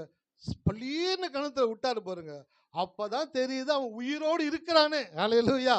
அப்ப பாருங்க, ஒரு மனுஷன் உடல் வாழ்றதுக்கு என்ன பண்ணணும்? சுவாசிக்கணும். உயிர் வாழ்றதற்கு விசுவாசிக்கணும். உங்களுக்குள்ள ஒரு உயிர் இருக்கு பாத்தீங்களா, அந்த உயிருக்கு ஒரு சுவாசம் தேவை. அதுதான் விசுவாசம் அப்படின்னுவாங்க. அந்த விசுவாசம் என்னன்னாக்க, எப்படி ஆக்சிஜன் உள்ளுக்குள்ள போய் அது கார்பன் டை ஆக்சைடா வெளியில வருதோ, அப்படியே கடவுளுடைய வார்த்தையை ஒரு மனிதன் படிக்கும் பொழுதும் கேட்கும் பொழுதும் ஆக்சிஜனை போல அது அவனுடைய இருதயத்திற்குள்ளே சென்று, அந்த இருதயத்திலிருந்து என்ன பண்ணுதுனாக்கா, அவன் ஆவி, அவன் ஆத்துமா, அவனுடைய சரீரம் அனைத்துக்குள்ளும் பலனை உண்டாக்கி அவனுக்குள்ள இருந்து மறுபடியுமாய் வெளியிலே வருகிறது. என்ன வருதுனாக்கா, விசுவாச வார்த்தையாய் வெளியிலே புறப்பட்டு வருகிறது. ஹல்லேலூயா. எத்தனை பேர் இருக்கீங்க? எப்படி உள்ள போற ஆக்சிஜன் வேலையை முடிச்சு கார்பன் டை ஆக்சைடா வெளியில வந்து ஒரு மனிதனை உயிரோடு நடமாட செய்கிறதோ, அப்படியே உங்களுக்குள்ள இருக்கக்கூடிய ஆவி மனிதனுக்கு தேவனுடைய வார்த்தையை நீங்கள் படிக்கும் பொழுதும் கேட்கும் பொழுதும் அது உள்ளுக்குள்ள போய் அது என்ன வேலை செய்யுது? நல்லா கவனிங்க. வேதத்தை படிக்கிறது வந்து சாதாரண விஷயம் கிடையாது. வேதத்தை எல்லாருனாலையும் படிச்சிடவும் முடியாது. வேதத்தை கையிலே வச்சிருப்பாங்க, படிக்க மாட்டாங்க. வேதத்தை பத்தி நல்லா தெரியும், ஆனா தொட மாட்டாங்க. ஏன்? வேதத்தை படிக்கிறதுன்றது ஒரு கிருபை. ஹல்லேலூயா. எத்தனை பேர் இருக்கிறீங்க? எத்தனை பேர் வேதத்தை வாசிக்கிறீங்களோ அத்தனை பேர்த்தின் மேலும் ஒரு தேவ கிருபை இருக்கிறது. கிருபை பெற்றவர்களை தவிர மற்ற எவர்களாலும் வேதத்தை தொடர்ந்து வாசித்து விட முடியாது. எவர்கள் தேவனுடைய வேதத்தை தொடர்ந்து வாசிக்கிறார்களோ அவருடைய ஆவி, ஆத்துமா, சரீரம் அனைத்துக்குள்ளும் அதற்கு வேண்டிய ஆற்றலை தேவன் கொடுக்கக்கூடியவராக இருக்கிறார். பைபிள் வச்சிருக்கவங்களாம் பெரிய ஆள் கிடையாது. பைபிளை பைபிளை வாசிக்கணும். பைபிளை வாசிக்க பைபிளை வாசிக்கிறது ஒரு கிருபை சார். அந்த கிருபை எல்லாத்துக்கும் கிடைச்சிடாது. சில பேருக்கு பைபிளை வாசிக்கிற கிருபையை தேவன் கொடுத்திருக்கிறார் என்றால் தேவனுக்கு நன்றி சொல்லுங்க. ஏன் அப்படின்னாக்க, தேவன் உங்களுடைய ஆவி, ஆத்துமா, சரீரத்திலே ஒரு பெரிய புரட்சியை, ஒரு பெரிய மாற்றத்தை, ஒரு பெரிய உயிர் மீட்சியை தேவன் உண்டாக்கக்கூடியவராக இருக்கிறார். அதனால தான் வேதத்தை நீங்க படிச்சுக்கிட்டு இருக்கிறீங்க. வேதத்தை படிக்கிற நீங்க நல்லா ஞாபகத்தில் வச்சுக்கோங்க, அந்த வசனம் உள்ளுக்குள்ள போய் உங்களுக்குள்ள ஒரு பெரிய வேலையை பண்ணிக்கிட்டு இருக்குது. கொஞ்ச நாளுக்கு அப்புறம் உங்களுடைய வாயிலிருந்து தேவனுடைய வார்த்தை புறப்பட்டு வரும். விசுவாச வார்த்தையாய் புறப்பட்டு வரும். ஹல்லேலூயா. எத்தனை பேர் கவனிக்கிறீங்க? ஆக்சிஜன் எப்படி கார்பன் டை ஆக்சைடா மாறுதோ, அதே போல தேவனுடைய வார்த்தை ஒரு மனிதனுக்குள்ள போய் விசுவாச வார்த்தையாய் வெளியிலே வருகிறது. அதனால தான் சில பேர் வந்து வசனத்தை சொல்லுங்க, வார்த்தையை பேசுங்க, வாய் வரமாட்டேங்குது. வாய் வரமாட்டேங்குது. என்ன வேணாலும் பேசுவேன், வசனத்தை மட்டும் பேச மாட்டேன். தீர்மானம் எடுத்திருக்கிறாங்க. வைராக்கியம் உள்ள கிறிஸ்தவர்கள் அநேகரை நான் பார்த்திருக்கிறேன். மிகுந்த வைராக்கியம் உள்ளவர்கள். ஐயா, நான் கவலையை பேசுவேன், கண்ணீரை பேசுவேன், வியாதியை பேசுவேன், குழப்பத்தை பேசுவேன், பிரச்சனையை பேசுவேன், போராட்டத்தை பேசுவேன், அவிவிசுவாசத்தை பேசுவேன். ஆனா கடவுளுடைய வார்த்தையை மட்டும் நான் பேச மாட்டேன்யா. ஏன் பேச மாட்டாங்கன்னு சொல்றேன். சும்மா வந்து யாரும் கடவுளுடைய வார்த்தையை பேசிட முடியாது. கடவுளுடைய வார்த்தை முதல்ல உள்ள போகணும். உள்ள போனாதான் அது வெளியில வரும். ஹல்லேலூயா. எத்தனை பேர் இருக்கிறீங்க? பைபிளை படிச்சீங்கன்னா தான் அந்த வசனம் உள்ள போய் விசுவாச வார்த்தையாய் வெளியிலே புறப்பட்டு வரக்கூடியதாக இருக்கிறது. அதனால தான் கோயிலில் வந்தீங்கன்னாக்கா பைபிளை படிங்க அப்படின்னு சொல்றோம். நெகேமியா புஸ்தகத்தில் ஒரு வசனம் வாசித்தேன். என்னன்னாக்க, நெகேமியா தேவனுடைய ஆலயத்தையும் தேவனுடைய அந்த நகரத்தையும் கட்டுற வேலையில் இருக்கிறார். அந்த அப்படிப்பட்ட முக்கியமான வேலை செஞ்சுக்கிட்டு இருக்கும் பொழுது அந்த வேலையை கெடுக்கணும் அப்படின்னு நினைக்கிற சில பேர் என்ன சொல்கிறாங்கனாக்க, நெகேமியாவுக்கு லெட்டர் எழுதுறாங்க. லெட்டர் எழுதி, நீ இந்த இடத்துக்கு வந்துடு, நம்ம சில காரியங்களை குறித்து பேசணும் அப்படின்னு நெகேமியாட்ட சொல்கிறாங்க. அப்போ நெகேமியா திருப்பி சொல்கிறாரு, நான் பெரிய வேலையில் இருக்கிறேன், அது மெனக்கெட்டு போகாதபடி இப்படிப்பட்ட கீழ்த்தரமான சின்ன வேலையை பண்ணுறதுக்கு எனக்கு நேரம் கிடையாது அப்படின்னு எழுதி அனுப்புறாரு. அதை படிக்கும்போது கடவுளின் உள்ளத்தில் பேசினாரு, எவர்கள் பெரிய காரியங்களிலே மெனக்கெட்டு இருக்கிறார்களோ அவர்கள் சிறிய காரியங்களிலே மெனக்கெட மாட்டார்கள். ஹல்லேலூயா. ஆனால் சில பேர் பார்த்தீங்கன்னாக்க சின்ன சின்ன விஷயங்களை வந்து பேசி பெருசாக்கி ஊதி பூதாகரமாக்கிக்கிட்டே இருப்பாங்க. ஒன்றுமே இருக்காது அந்த விஷயம். ஆனால் அந்த விஷயத்துக்கு பெருசாக டைம் கொடுத்துட்டே இருப்பாங்க. ஆனால் அந்த விஷயத்தை தவிர்த்து கடவுளுடைய வார்த்தையை படிக்க படிக்க படிக்க தேவனுடைய வார்த்தைக்குள்ளே போக போக போக அது உங்களை உருமாற்றக்கூடியதாக இருக்கிறது. ஹல்லேலூயா. பாருங்கள், பைபிளை படிக்கிறதை குறித்து பேசிக்கிட்டு இருக்கிறேன். எத்தனை பேர் கவனிக்கிறீங்கன்னு தெரில. எத்தனை பேர் பைபிளை படிக்க போகிறீங்களோ அத்தனை பேருடைய வாழ்க்கையிலும் தேவன் அற்புதத்தை செய்ய போகிறார். ஹல்லேலூயா. அப்போ உடல் வாழ என்ன பண்ணணும்? உயிர் வாழ விசுவாசிக்க வேண்டும். பாருங்க, இந்த விசுவாசம்ன்றது வந்துட்டு எங்க இருந்து ஸ்டார்ட் ஆகுது? விசுவாசம் எங்க இருந்து ஸ்டார்ட் ஆகுதுனாக்க, பயம் பொய்யிலிருந்து துவங்குகிறது, விசுவாசம் உண்மையிலிருந்து துவங்குகிறது. எத்தனை பேர் கவனிக்கிறீங்க? பயம் எங்க இருந்து தொடங்குது? ஆமா, ஏதோ ஒரு பொய்யை கேட்டுட்டீங்க அப்படின்னாக்கா உடனே என்ன வந்துடும்? பயம் வந்துடும். சரி, ஒரு சத்தியத்தை கேட்குறீங்க, கடவுள் உங்களோடு கூட இருக்கிறார் என்ற ஒரு சத்தியத்தை நான் ஊழியத்துக்கார பேசுறேன்னு வச்சுக்கங்களேன். இதை கேட்டுட்டு வீட்டுக்கு போகும்போது உங்களுக்குள்ள என்ன வரும்? விசுவாசம் வரும். அப்போ பொய்யிலிருந்து பிறப்பது பயம், சத்தியத்திலிருந்து பிறப்பது விசுவாசம். அதுக்கு ஒரு காரியத்தை எழுதிட்டு வந்திருக்கேன். என்னன்னாக்க, பொய்யை நம்புகிறவர்கள் பொய்க்கு பிதாவாகிய பிசாசின் பிள்ளைகள், சத்தியத்தை நம்புகிறவர்கள் எவ்வளவேனும் பொய்யுரையாத தேவனுடைய பிள்ளைகள். ஹல்லேலூயா. பொய்யை யார் நம்புறா?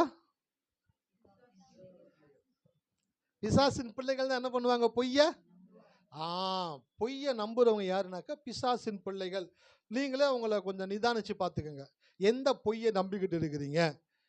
உனக்கு இது நடக்காது, உனக்கு இது கிடைக்காது, உனக்கு இது வராது, உனக்கு இது முடியாது, நீலாம் நல்லா வாழ முடியாது, உனக்கெல்லாம் இந்த வாழ்க்கை கிடைக்காது, இதுவே உனக்கு ஜாஸ்தி, நாய்க்கு அளந்து வச்ச மாதிரி வாழ கடவுள் உனக்கு அளந்து தான் வச்சிருக்கிறாரு, இதுக்கு மேலே நீ ஆசைப்படாத, இருக்கிறத விட்டுட்டு பறக்கிறதுக்கு ஆசைப்படாத, உனக்கெல்லாம் இதுவே ஜாஸ்தி, உனக்கு இதுக்கு மேலே கடவுள் கொடுத்துருவாரா? இப்படிப்பட்ட காரியங்கள் எல்லாமே பொய்யான காரியங்கள். ஹல்லேலூயா. இந்த பொய்யை உங்களை சுற்றி இருக்கிற ஜனங்கள் பேசிக்கிட்டே தான் இருப்பாங்க. ஆலயத்துக்குள்ளே வந்தால் மட்டும்தான் தேவன் சத்தியத்தை பேசுவார். அப்போ பொய்யை நம்புகிறவர்கள் யாருங்க? பொய்யை நம்புகிறவர்கள் பொய்க்கு பிதாவாகிய பிசாசின், சத்தியத்தை நம்புகிறவர்கள் எவ்வளவேனும் பொய்யுரையாத தேவனுடைய பிள்ளைகள். அப்போ நீங்க யாரு? முதல்ல நீங்க தெரிஞ்சுக்க வேண்டிய ஒரு விஷயம் என்னன்னாக்க, நான் யாருடைய பிள்ளை? ஒரு குழந்தை பிறந்துச்சுனாக்க அந்த குழந்தை எங்க போனாலும் ஃபர்ஸ்ட் என்ன கேட்குறாங்க? சொல்லுங்க. பர்த் சர்டிபிகேட் கேட்குறாங்க. அந்த பர்த் சர்டிபிகேட் என்ன காட்டுது? இந்த குழந்தைக்கு யார் அப்பா, யார் அம்மான்றதை காட்டுது. அதே போல சபைக்குள்ள வந்துட்டீங்களா, முதலாவது நீங்க யாருடைய பிள்ளை அப்படின்றது உங்களுக்கு தெரியணும். நீங்க பிசாசனுடைய பிள்ளையா இல்ல தேவனுடைய பிள்ளையா அப்படின்றத நீங்க முதல்ல அறிஞ்சுக்கணும். எப்படி அது தெரிய முடியும்னாக்க, பொய்யை நம்புகிறவர்கள் பிசாசின் பிள்ளைகள், சத்தியத்தை நம்புகிறவர்கள் தேவனுடைய பிள்ளைகள். இப்போ கோயில் வந்து உட்காந்துருக்கீங்க, நான் பிரசங்கிக்கிறேன், வார்த்தையை கேட்குறீங்க, ரொம்ப நல்லா இருக்குது, ஜோராக இருக்குது, வார்த்தை உள்ளே போகுது, கர்த்தர் செய்வார்ன்ற நம்பிக்கை இருக்குது. இப்போ தேவனுடைய பிள்ளைகளை போல ஃபீல் பண்ணுறீங்க, தேவனுடைய பிள்ளையை போல உணர்றீங்க. உணர்ந்த நீங்கள் இந்த ஆலயத்தை விட்டு ஒரு அடி வெளியில் வச்ச உடனேயே என்ன ஸ்டார்ட் ஆயிடுது அப்படின்னாக்க, பொய்யினுடைய உலகம் ஸ்டார்ட் ஆயிடுது.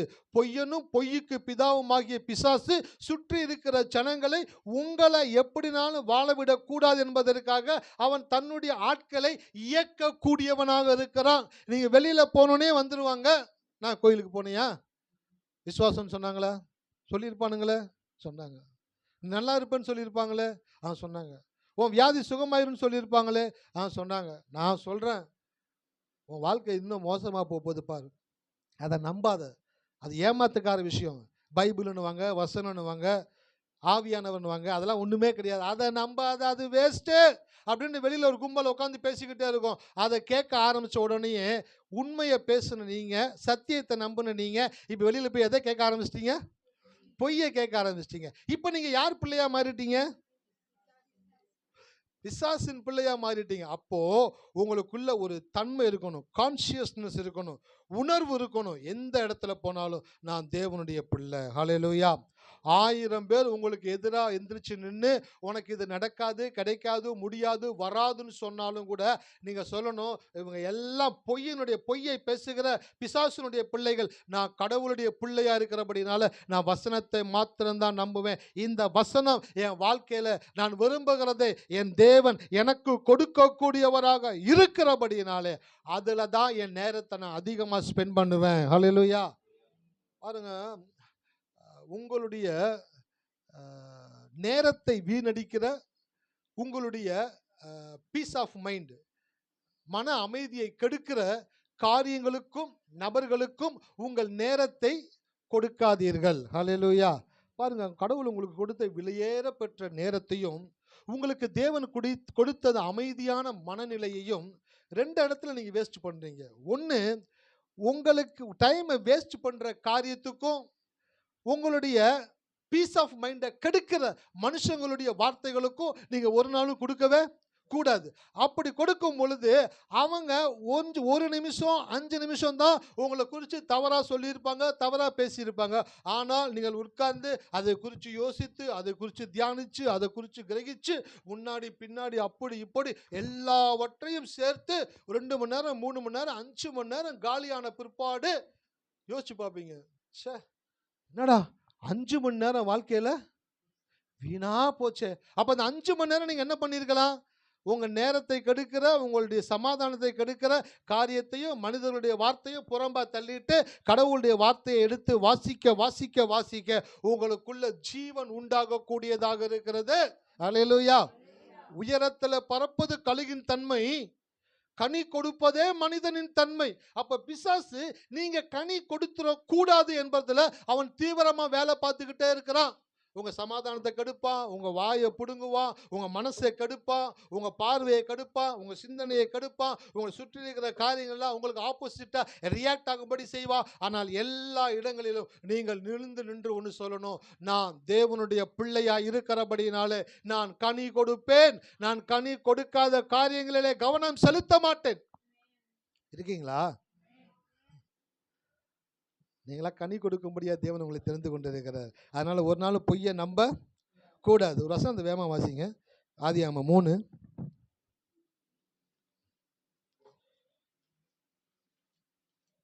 3ஆம் அதிகாரம் 6ஆம் வசனம். ஆதியாகமம் 3 6வது வசனம். அப்பொழுது ஸ்திரீயானவள், அந்த விருட்சம் புசிப்புக்கு நல்லது, பார்வைக்கு இன்பமும் புத்தியை தெளிவிக்கிறதுக்கு இச்சிக்கப்படத்தக்க விருட்சமாய் இருக்கிறது என்று கண்டு அதன் கனியை பறித்து புசித்து தன் புருஷனு கொடுத்தாள், அவனும் புசித்தான். ஆமென். ஹல்லேலூயா. எத்தனை பேர் இருக்கிறீங்க? அந்த 6ஆம் வசனத்துல ஒரே ஒரு வார்த்தையை மட்டும்தான் பேச போறேன். கண்டு. அந்த வசனம் இருக்குதா? அந்த வார்த்தை இருக்குதா பாருங்க. அப்பொழுது ஸ்திரீயானவள் அந்த விருட்சம் புசிப்புக்கு நல்லதும் பார்வைக்கு இன்பமும் புத்தியை தெளிவிக்கிறதற்கு இச்சிக்கப்படத்தக்க விருட்சமுமாய் இருக்கிறது என்று கண்டு.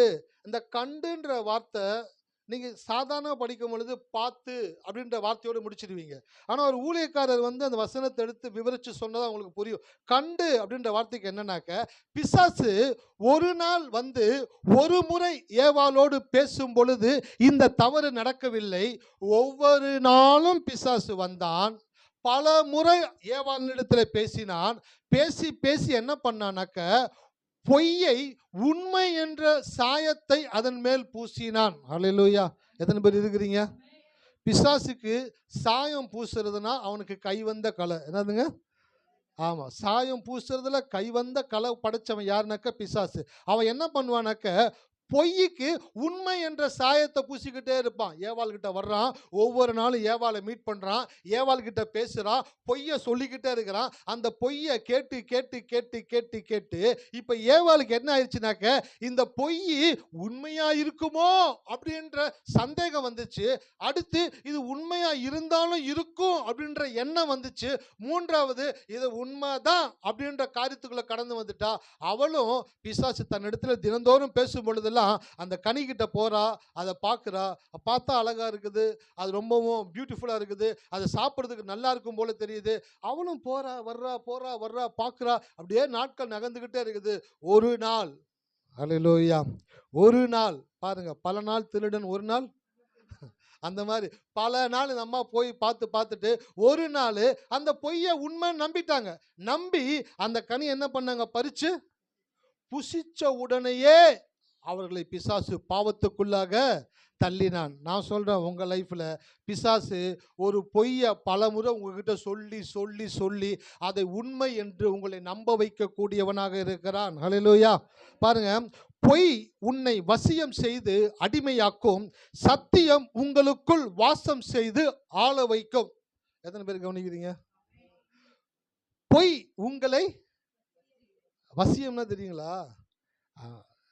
கேப்டிவ்ன்றாங்க ஆங்கிலத்தில். அப்படின்னாக்க கவர்ந்து இழுக்கிறது, அதான் வசியம். பொய் உங்களை வசியம் செய்து அடிமையாக்கும், சத்தியம் உங்களுக்குள் வாசம் செய்து உங்களை ஆள வைக்கும்.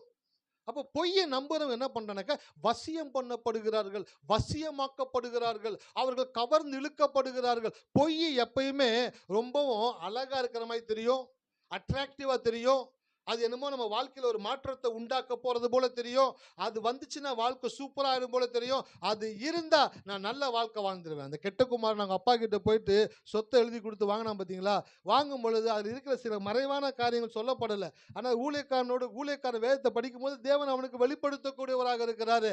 அந்த கெட்ட குமாரன் என்ன பண்ணானா, இளைய மகன் அவனுடைய நண்பர்களோடு கூட சேர்ந்து பல இடங்களுக்கு போகிறான்.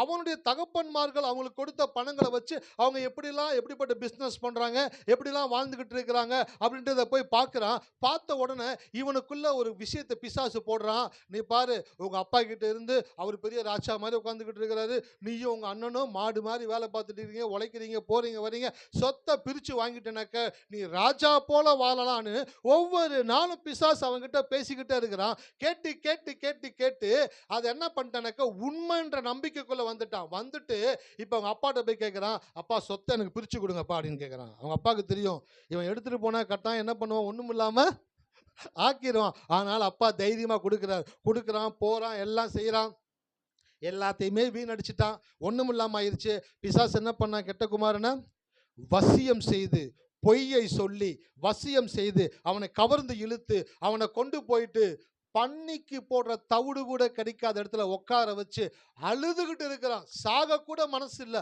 அழுதுகிட்டு இருக்கும் பொழுது அவனுக்குள்ள தேவன் ஒரு வெளிச்சத்தை கொடுத்தார். அல்லேலூயா. பாருங்க, பொய் உங்களை வசியம் செய்து அடிமையாக்கும், சத்தியம் உங்களுக்குள் வாசம் செய்து உங்களை ஆள வைக்கும். சத்தியம் அந்த கெட்ட குமாரனுக்குள்ள போகணும்னு அவன் எந்திரிச்சு நிற்கிறான். எங்க அப்பாட்ட போவேன், சத்தியம் உள்ள வந்துருச்சு. என்ன சத்தியம்? நான் எந்த நிலையில் இருந்தாலும் எங்கள் அப்பா என்னை நேசிக்கிறாரு. ஹல்லேலூயா. நான் எங்கள் அப்பாட்ட போவேன், எங்கள் அப்பா ஏற்றுக்கொள்வார், அவர்கிட்ட கூலிக்காரனா இருப்பேன்ட்டு வர்றான். அவங்க அப்பா மறுபடியும் அவனுக்கு அதிக அந்தஸ்தை கொடுத்தார். ஹல்லேலூயா. நான் சொல்கிறேன், பொய்யை நம்பினீங்கனாக்கா அது உங்களை என்னவாக்கும்? அடிமையாக்கிரும். சத்தியம் உங்களை என்னவாக்கும்? விடுதலையாக்கி உங்களை ஆள செய்யக்கூடியதாக இருக்குது. அதனால பொய்யை எந்த இடத்துல யார் சொன்னாலும் பொய் தான். பொய்யை டீசெண்டாக ட்ரெஸ் பண்ணிட்டு கோட் ஷூட் போட்டு கண்ணாடி போட்டுட்டு வந்து பொய் சொன்னாலும் அது பொய் தான். கிழிஞ்ச ட்ரெஸ்ஸை போட்டுக்கிட்டு ஒருத்தர் பொய் சொன்னாலும் பொய் தான். அப்போ ஆட்களை பார்த்து வார்த்தை எடை போட்டுறாதீங்க. ஆள் எப்படி இருந்தாலும் அவங்க சொல்கிற வார்த்தை ஒரே வார்த்தை தான். இப்போ கடவுள் பேசிக்கிட்டு இருக்கிறாரு. நீங்கள் ஆலயம் முடிச்சு வீட்டுக்கு போகும்போது அநேகர் வர போகிறாங்க, பொய்யா சொல்ல போகிறாங்க. ஒரு சீட் எடுத்து பாருங்கள் சார், வாயை திறந்தா பூரா பொய்யா சொல்லிக்கிட்டு இருக்கிறான். அந்த மாதிரி நிறைய பேர் வர போகிறாங்க, உங்ககிட்ட பொய்யா பேச போகிறாங்க. நீங்களும் கொட்டக்கூடாது. என்ன சொல்லக்கூடாது? ஆமாம், சபையில் வந்தால் கொட்டுறது இல்லை, வெளியில் போனால் கொட்டுறது. அப்படியா? சபையில் ஆமேன்னு சொல்லுங்க அப்படின்னு சொன்னாக்க சோத்துலப்பா இங்கே வர மாட்டேங்குது வாய். வெளியில் போனாக்க என்ன பண்ணுங்க, ஊன்னு அப்படியே பயங்கர சத்தமாக இருக்குது. நான் சொல்கிறேன், ஆலயத்தில் உட்காரும் பொழுது தேவன் உங்களுடைய நல்வாழ்வை குறித்து பேசக்கூடியவராக இருக்கிறார். அல்லேலூயா. ஒரு வசனத்தை வாசிங்க, வேகமாக முடிக்க போகிறேன். 1 சாமுவேல் 17:33.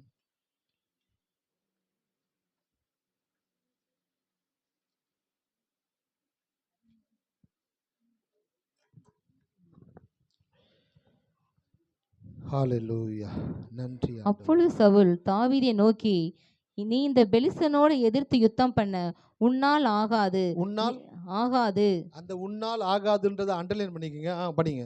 நீ இளைஞன், அவனோ தன் சிறுவயது முதல் யுத்த வீரன் என்றான். ஆமென். பாருங்க, ராஜானாலையும் சண்டை போட முடியல, படையினாலையும் சண்டை போட முடியல, எல்லாரும் கோலியாத்துக்கு முன்னாடி போய் நிற்கிறாங்க, அவனுக்கு மேற்கொள்ள யாருனாலையும் முடியல.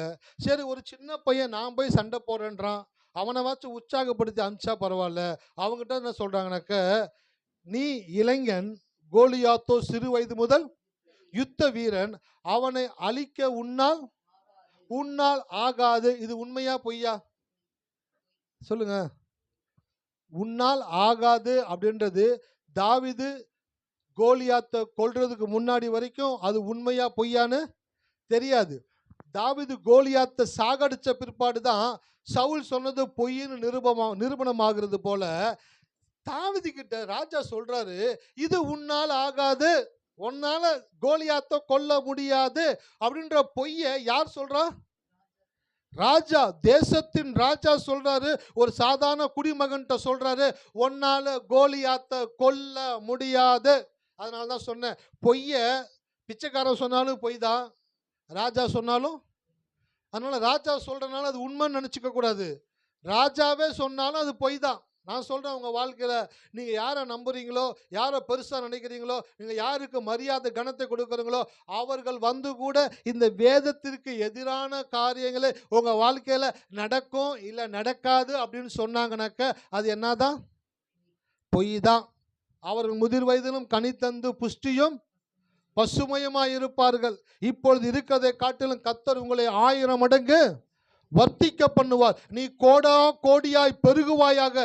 இப்படிப்பட்ட வாக்கு தத்தங்களை ஒரு மனிதன் எடுத்து படிக்கும் பொழுது அது அவனுக்குள்ள இருக்கக்கூடிய இமேஜினேஷனை தூண்டக்கூடியதாக இருக்கிறது. ஆனால் உலகத்தில் இருக்கிறவன் சொல்லுவான், உனக்கு இது வராது, நீ பாஸ் ஆக மாட்ட, நீ நல்ல மார்க் எடுக்க மாட்ட, உனக்கு நல்ல வேலை கிடைக்காது, உனக்கு நல்ல பொண்ணு கிடைக்காது, பையன் கிடைக்காது, திருமணமாகாது, இப்படி அப்படி அது இது 1000 காரியங்களை சொல்லிக்கிட்டே இருந்தாங்க. அதெல்லாம் பொய்.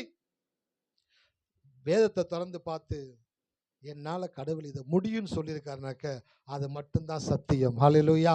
அது மட்டும்தான் உண்மை. அதை மட்டும்தான் நான் நம்புவேன். அதுதான் என் வாழ்க்கையில் நடக்கும். தாவீதுனுடைய சகோதரர்கள் சொன்னாங்க, உன்னால் முடியாது. ராஜா சொல்கிறான், உன்னால் முடியாது. ஆனால் அவனுக்குள்ள ஒரு சத்தம் கேட்குது, என்னை பலப்படுத்துகிற கிறிஸ்துவினாலே எல்லாவற்றையும் செய்ய எனக்கு பலன் உண்டு. கர்த்தர் எனக்கு கேடகமாக இருக்கிறார், கோட்டையாக இருக்கிறார். கர்த்தர் எனக்கு உயர்ந்த மதிலாக இருக்கிறார். கர்த்தர் என்னுடைய ரட்சணிய கொம்பாக இருக்கிறார். இதுதான் தாவீது சொன்ன வார்த்தைகளுங்க. எல்லா நேரத்திலும் தேவனை குறித்து பேசி பேசி பேசி உண்மையை சொல்லி சொல்லி தான் யார் என்பதை அவன் நிரூபிக்க கூடியவனாக இருந்தான். இன்னொரு வசந்த வாசிங்க, இதோடு முடிக்கிறேன். 2 சாமுவேல் 5:6. நன்றி தகப்பனே. ஹல்லேலூயா. தேசத்தில் குடியிருக்கிற எபூசியர் மேல் யுத்தம் பண்ண ராஜாவானவன் தன் மனுஷரோடு கூட எருசலேமுக்கு போனான். அவர்கள் இதிலே பிரவேசிக்க தாவீதினால் கூடாது என்று எண்ணி தாவீதை நோக்கி, நீ இதற்குள் பிரவேசிப்பதில்லை, குருடரும் சப்பானிகளும் உன்னை தடுப்பார்கள் என்று சொன்னார்கள். ஆனாலும் தாவீது சீயோன் கோட்டையை பிடித்தான். அது தாவீதின் நகரமாயிற்று. ஆமென். ஹல்லேலூயா. பாருங்க, ஒரு கூட்ட மக்கள் சொல்றாங்க தாவீதை பார்த்து, உன்னால இது முடியாது, உனக்கு இது நடக்காது, உன்னை குருடரும் சப்பானிகளும் தடுப்பாங்க, நீ ரொம்ப சாதாரணமான ஒரு மனுஷன், உனக்கெல்லாம் அவ்வளவு சொல்லுங்களேன் பில்டப்பு ஆகாது. பில்டிங் வீக், பில்டிங்கு என்னது, பில்டிங் ஸ்ட்ராங்கு, பேஸ்மெண்ட்டு வீக்கு, வெறும் பில்டப் தாம்பா அப்படின்ற மாதிரி அவங்க சொல்கிறாங்க தாவீதை பார்த்து, இந்த பில்டப் உனக்கு ஆகாது, உன்னால் ஜெயிக்க முடியாது, உன்னை குருடரும் சப்பானிகளும் தடுப்பாங்க அப்படின்னு சொன்னாங்க. அடுத்த வசனம் போட்டிருக்கு, ஆனாலும் தாவீது சீயோன் கோட்டையை பிடித்தான், அது தாவீதின் நகரமாயிற்று. பாருங்க, ஒரு கூட்டம் மக்கள் கூட எழுந்து நின்று உங்களுக்கு எதிராக சொல்லலாம், உன்னால முடியாது, உன்னால முடியாது, உன்னால முடியாதுன்னு சொல்லலாம். ஆனா நீங்க என்ன சொல்ல போறீங்க? ஹல்லேலூயா. தாவீது பார்க்குறான், கோலியாத்துக்கிட்ட எதிர்க்கும் பொழுது சவுல் சொன்னான், உன்னால் ஆகாதுன்னா, அப்பயும் எனக்கு ஜெயத்தை கொடுத்த தேவன் என்னோடு இருக்கிறாரு. இப்பொழுதும் சொல்கிறேன், நான் அந்த சீயோன் கோட்டையை பிடிப்பேன்னு சொல்லி முன்னாடி போய் யுத்தம் பண்ணி ஜெயித்து அந்த சீயோன் கோட்டையை பிடித்தானா, அது வரைக்கும் சீயோன் கோட்டைன்னு இருந்துச்சான். அதுக்கப்புறம் அதுக்கு பேர் எப்படி மாறுச்சுங்க? தாவீது நகரமாயிற்று. உங்கள் வாழ்க்கையில் யாரெல்லாம் எதெல்லாம் முடியலைன்னு சொல்கிறாங்களோ அதையெல்லாம் நீங்கள் எப்போ செஞ்சு முடிக்கிறீங்களோ அதுக்கப்புறம் அந்த பேரை தேவன் மாற்றக்கூடியவராக இருக்கிறார். அப்போ கடவுள் உங்களுக்கு எவ்வளோ பெரிய பொறுப்பு வச்சிருக்கிறாருன்னு பாருங்களேன். கடவுள் பெரிய பொறுப்பு வச்சிருக்கிறாரு. நம்ம பெரிய சொல்லுங்க, கடவுள் எனக்கு பெரிய பொறுப்பு வச்சிருக்கிறாரு. ஆகையால் நான் எப்படி இருக்கக்கூடாது? பருப்பு மாதிரி இருக்கக்கூடாது. எல்லாம் சொல்ல வீட்டில், ஆமாம் அவர் பெரிய பருப்பு அப்படின்வாங்க. பருப்பு அப்படின்னாக்கா எனக்கு தெரியல, என்ன கெட்ட வார்த்தை என்னன்னு தெரியல. பருப்பு வெந்துடும். ஆனால் தான் சொன்னேன் ஆரம்பிக்கும் பொழுது, கோயிலில் வந்தீங்கன்னாக்கா உங்களை கடவுள் வேக வச்சிடுவார். என் மேலே இருக்குது பொறுப்பு, நான் இருக்க மாட்டேன் பருப்பு. பருப்பு மாதிரி இருக்கக்கூடாது. அப்படின்னாக்கா அப்படியே பருப்பை வச்சுட்டீங்கன்னு வச்சுங்களேன், ஒரு விசில் 2 விசில் 3 விசில் வெந்துக்கிட்டே இருக்கும். நீங்கள் போய் எடுத்து பார்த்தீங்கன்னா தான் பருப்பு வெந்துருச்சான்னு தெரியும். அதே போல் உங்கள் மேலே ஒரு பெரிய பொறுப்பு இருக்குது. எல்லாரும் சொல்லுங்கள், என் மேலே ஒரு பெரிய பொறுப்பு இருக்குது. அதை நிறைவேற்றக்கூடிய ஆற்றலை தேவன் எனக்கு கொடுத்திருக்கிறார். ஆகையினால் நான் பொறுப்போடு இருப்பேன், பருப்பாக இருக்க மாட்டேன். ஆமென். ஹல்லேலூயா. மேல ஒரு பொறுப்பு வச்சிருக்கிறது, ரெஸ்பான்சிபிலிட்டி இருக்குது. நீங்க ஒரு தகப்பனா இருக்கீங்களா, ஒரு தாயா இருக்கீங்களா, இல்லை பிள்ளைங்களா இருக்கீங்களா, இல்லை சகோதரர்களா இருக்கீங்களா, உங்க மேல தேவன் ஒரு பொறுப்பு வைத்திருக்கிறார். ரெஸ்பான்சிபிலிட்டி உங்க மேல இருக்குது. அதை ஞாபகத்தில் வச்சுக்கோங்க. ஆகையினால நீங்க ஒரு நாளும் உங்களை சுத்தி இருக்கிறவங்க பலவீனப்படுறமான வார்த்தையை பேச சொல்லுங்க, பேச கடவுளுடைய வார்த்தையை மட்டும்தான் பேசணும். சுத்தி இருக்கிறவங்க தப்பு தப்பா பேசிட்டு இருந்தா கூட தைரியமா எந்திரிச்சு சொல்லுங்க, எல்லாம் வாயை மூடுங்க. சும்மா போட்டு கிளவி பேச்சு பேசிட்டு வாயை முடியல. வசனம் என்ன சொல்லுதுன்னு பாரு. உடனே எல்லாரும் சொல்லுவாங்க, ஐயோ இதா பாடுறா வந்துட்டாங்கடா வசனத்தை எடுத்துக்கிட்டு. ஆமா, கேலி பண்ற கும்பல் இருந்துகிட்டே தான் இருக்கும். அதன் மத்தியில் எவர்கள் எழுந்து நின்று தேவனுடைய வார்த்தைக்காய் நிற்கிறார்களோ அவர்களை கொண்டுதான் தேவன் பெரிய காரியங்களை செய்வார். அல்லேலூயா. 10 பேர் பேசினாங்கனாக்க கொஞ்சம் இடத்த தள்ளுன்னு போய் நீங்களும் உட்காந்து 11 பேச கூடாது. 10 பேர் தப்பா பேசினாங்களா அந்த இடத்துல போய் கூட்டை கலைச்சி விடுங்கன்ற. நீங்க கூட்டை கட்டக்கூடாது. 10ஓட 1 11 அதோட இது ஒன்று சேர்ந்து உட்காந்து பேசக்கூடாது. 10 பேர் தப்பா பேசினால கூட்டை கலைச்சி விடணும். கூட்டை கலைச்சி விடுறதுக்கு என்ன பண்ணணும்? அவங்க என்ன பேசிக்கிட்டு இருக்கணும் அந்த டாப்பிக்கை மாற்றி விட்டு போயிடணும். இப்படி சொன்னாங்களாமே, அப்படி சொன்னாங்களாமே, இப்படி நடந்துருமாமே, அப்படி நடந்துருமாமே அப்படின்னு பேசிக்கிட்டு இருக்காங்களா, டக்குன்னு உள்ள புகுந்து கர்த்தர் இந்த காரியத்தை செய்வார்னு சொல்லிக்கிட்டு இருக்கிற குப்பையை பேசிக்கிட்டு இருக்க, எந்திரிச்சுமா அந்த பக்கமா. சில பேர் வீட்டு வாசலில் உட்காந்து பேசிகிட்டு இருப்பாங்க. எந்திரிச்சு போன போக மாட்டாங்க. டப்பாவில் தண்ணி எடுத்து என்ன பண்ணுவாங்க, வாசலில் ஊற்றுறவன் அவன் மேலே ஊற்றி விட்டோன்னு வச்சுங்களேன், டக்குன்னு எந்திரிச்சு பார்ப்பாங்க, ஆனால் அவனுங்க தண்ணியை தூக்கி மேலே ஊற்றுறாங்க அப்படின்ற மாதிரி. உங்கள் எங்கெல்லாம் போய் நெகட்டிவாக பேசுகிற ஆட்களை பார்க்குறீங்களோ தயவுசெய்து அவங்களோட கம்பேர் ஆகிடவே கூடாது, அவங்களோட கை கோர்த்துடவே கூடாது. அந்த இடத்துல இருந்து நீங்கள் யாருன்றதை காட்டுறதுக்கு தான் தேவன் உங்களை வைத்திருக்கிறார். அதுக்கு தான் 1 மணி நேரம் தேவன் செய்தியை கொடுத்து கொண்டு இருக்கிறார். அல்லேலூயா. நான் சொல்கிறேன், இந்த மாலை வேளையில் உங்கள் தேவன் உங்கள் மேலே ஒரு பொறுப்பு வச்சிருக்கிறார். வீட்டுக்கு போகும்போது சொல்லிட்டே போங்க, நான் பொறுப்பில் இருக்கிறேன். ஆகினா நான் பருப்பு மாதிரி இருக்க, நான் பொறுப்பு மாதிரி இருக்க சொல்லுங்க, நான் பருப்பு மாதிரி இருக்க. ஆமாம், நான் பருப்பு மாதிரி இருக்க மாட்டேன், நான் பொறுப்பாக இருப்பேன். நான் பொறுப்பாக இருப்பது எனக்கு தேவன் கொடுத்த அபிஷேகமாக இருக்கிறது. அல்லேலூயா. கழுகு உயரமாய் பறப்பது கழுகின் தன்மை, மனிதனாகிய நான் கனி கொடுப்பதே எனக்கு தேவன் கொடுத்த தன்மை. நான் கனி கொடுப்பேன். அல்லேலூயா. நீங்கள் கனி கொடுப்பீங்க. பொய்யை நம்பாதீங்க, பொய்க்கு ஒரு நாள் செவி சாய்க்காதீங்க, சத்தியத்திற்கு மாத்திரம் செவி சாயுங்க. நான் கனி கொடுப்பேன்னு சொல்லுங்க, என்னால் முடியும்னு சொல்லுங்க, என்னால் நடக்கும்னு சொல்லுங்க. பிள்ளைங்களுக்கெல்லாம் பரீட்சை வருது. எத்தனை பேர் 10th 12th எழுத போறீங்க? யாரையுமே காணோம். எபினேசர் இல்லைப்பா. சரி, ஓகே. 10வது பரீட்சை வருது, 12வது பரீட்சை வருது, செமஸ்டர் பரீட்சை வருது. அந்த பரீட்சைகளெல்லாம் பார்க்கும் பொழுது ஐயோ என்ன பண்ண போனோம், எது பண்ண போனோம். கோயிலுக்கு வந்துட்டீங்களா? கர்த்தருடைய ஞானம் என் மேல் இருக்கிறது. நான் படிக்கிற காரியங்களை தேவன் எனக்கு நினைவிலே கொள்ளும்படி செய்வார். அதனால் பொய்யை நம்பக்கூடாது. பொய்யை யாரெல்லாம் சொல்லுவாங்கன்னு சொன்னேன், பிச்சைக்காரனும் சொல்லுவான், ராஜாவும் சொல்லுவான். படிக்கிற பிள்ளைங்க கிட்ட யாரெல்லாம் பொய் சொல்லுவாங்கன்னு சொல்கிறேன், ஃப்ரெண்டுங்க பொய் சொல்லுவாங்க, டீச்சர்ஸுங்க பொய் சொல்லுவாங்க. இவன்லாம் 10 மார்க் எடுக்கிறதே பெரிய விஷயங்க அப்படின்னு நீங்கள் என்ன பண்ணக்கூடாது, எனக்கு அப்போ நான் 8 மார்க் எடுக்கிறேன் அப்படின்னு சொல்லக்கூடாது.